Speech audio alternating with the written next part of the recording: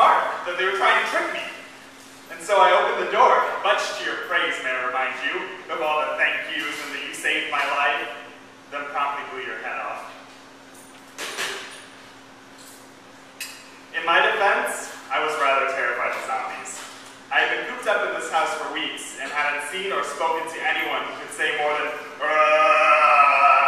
or brains, or those goddamn vegetarian zombies and their cries of grains.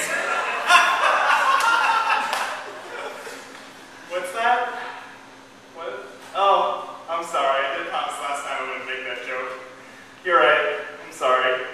I mean, you looked and acted the part of a human so well that, logically speaking, you must have been a zombie. Well now, I suppose your story as a human did check out. Hindsight's a bitch, ain't it?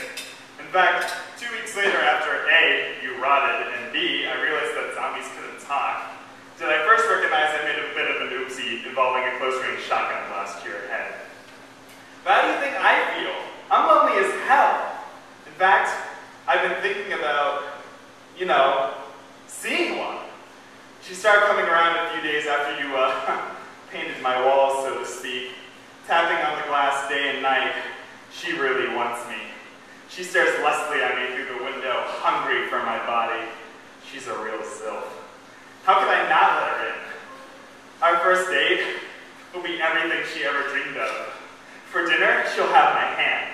And of course, so as not to offend her family, I'll try one of their customary dishes, my other hand. Later that night, we will go at it. She'll force herself on top of me. I imagine she's a bit of a biter. And my flesh will be rotting off, and I'll be missing both my hands, which I imagine will make masturbation difficult. But once I fully assimilate to her culture, I won't need hands, because she'll be all I need to get through this damn zombie apocalypse.